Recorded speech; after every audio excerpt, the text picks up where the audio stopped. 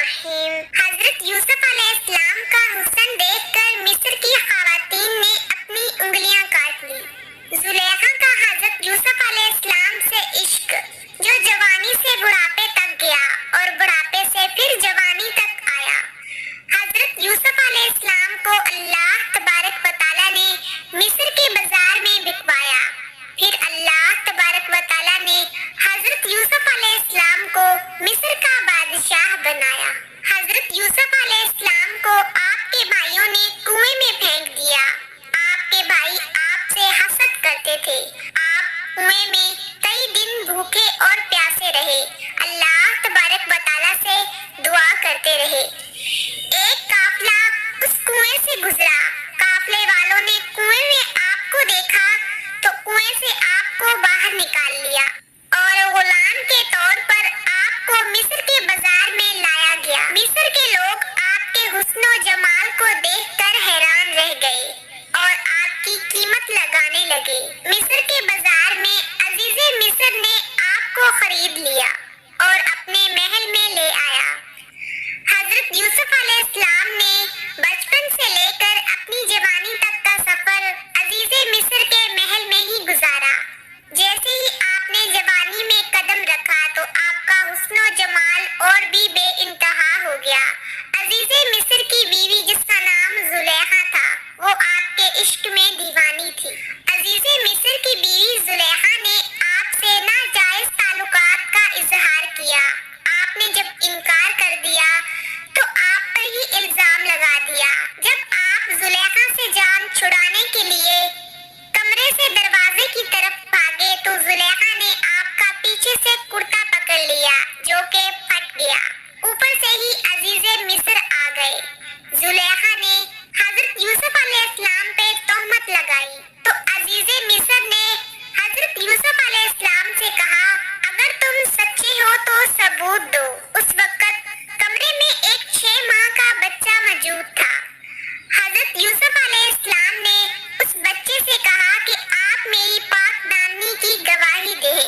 تو اس بچے نے کہا کہ اگر کرتا پیچھے سے پھٹا ہے تو زلیخا گنہگار ہے، اگر آگے سے پھٹا ہے تو حضرت یوسف گنہگار ہیں، اور کرتا پیچھے سے پھٹا ہوا تھا۔ عزیز مصر کو اس بات کا اندازہ ہو گیا تھا کہ ان کی بیوی گنہگار ہے، حضرت یوسف علیہ السلام بے قصور ہیں، اور یہ بات محل کے باہر لوگوں تک پہنچ گئی۔ عزیز مصر کی بیوی زلیخا پہ لوگ انگلیاں اٹھانے لگے۔ زلیخا نے ایک چال اور چلی۔ زلیخا نے وہاں کی خواتین کو اپنے محل دعوت دی۔ وہاں کی تمام خواتین عزیز مصر کے محل میں پہنچی۔ زلیخا نے تمام خواتینوں کے ہاتھ ایک ایک پھل دے دیا اور ایک ایک چھری دے دی۔ تمام خواتین کو بٹھا دیا اور حکم دیا کہ جب تک زلیخا نہ کہے اس پھل کو نہ کاٹا جائے۔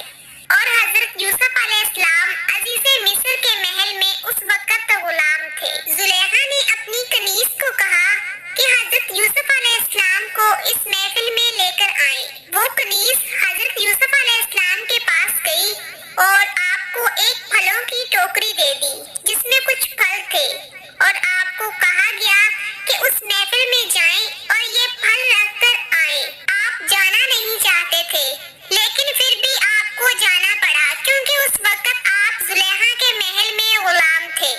آپ اس شیطانی محفل کا حصہ بننا نہیں چاہتے تھے، لیکن پھر بھی آپ ٹوکری لے کر اس محفل میں حاضر ہوئے، اور زلیخا نے تمام خواتینوں کو حکم دیا کہ پھلوں کو کاٹنا شروع کر دیں۔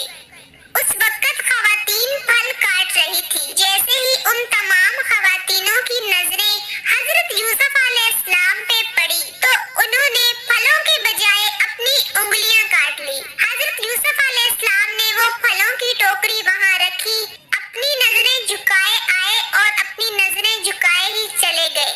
آپ نے ایک آنکھ اٹھا کر بھی نہیں دیکھا۔ بعد میں تمام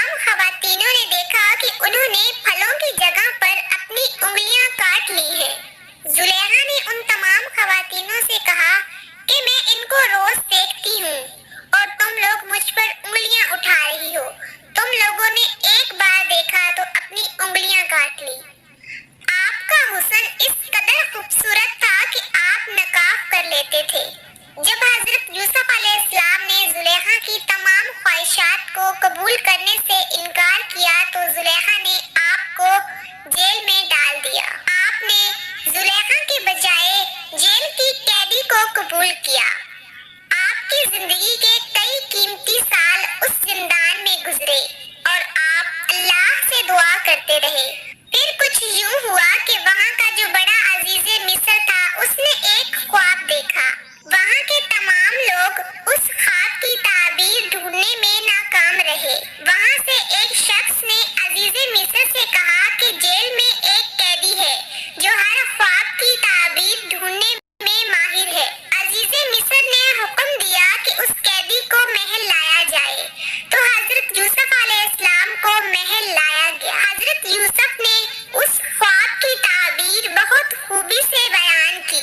عزیز مصر نے جب اپنے خواب کی تعبیر پائی، آپ کا حسن دیکھا، آپ کی سچائی دیکھی، آپ کا اخلاق دیکھا، تو عزیز مصر کا یقین آپ پہ بڑھ گیا۔ عزیز مصر نے آپ کو اپنا عزیز رکھ لیا اور آہستہ آہستہ آپ وہاں کے عزیز مصر بن گئے۔ اور ادھر زلیخا آپ کے عشق میں بوڑھی ہو چکی تھی۔ زلیخا نے اپنی جوانی کے کئی سال آپ کے عشق میں گزارے۔ یہی نہیں، زلیخا نے اپنے بتوں کو بھی توڑ دیا۔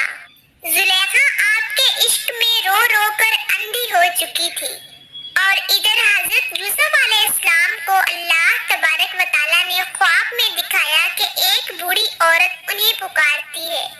اللہ کی طرف سے حضرت یوسف علیہ السلام کو معلوم ہوا کہ زلیخا اپنے تمام معبود جس کو وہ پوجتی تھی، جس کی وہ پوجا کیا کرتی تھی، ان تمام بتوں کو توڑ چکی ہے اور اس بات کو مان چکی ہے کہ حضرت یوسف علیہ السلام کا خدا سچا ہے اور حضرت یوسف علیہ السلام اللہ کے پیغمبر ہیں۔ زلیخا کو آپ سے سچا عشق ہو گیا تھا، لہٰذا اللہ کی طرف سے حکم ہوا کہ آپ اس سے نکاح کر لیں۔ جب زلیخا کو آپ کے پاس لایا گیا تو زلیخا اس وقت آپ کو دیکھ نہیں سکتی تھی۔ حضرت یوسف علیہ السلام نے زلیخا سے کہا، کیا تمہاری کوئی خواہش ہے؟ تو زلیخا نے کہا کہ میں آپ کو دیکھنا چاہتی ہوں، میں آپ کے عشق میں اندھی ہو چکی ہوں۔ حضرت یوسف علیہ السلام نے دعا کی تو زلیخا کی آنکھوں کی روشنی واپس آ گئی۔ یہ معجزہ وہاں تمام لوگوں نے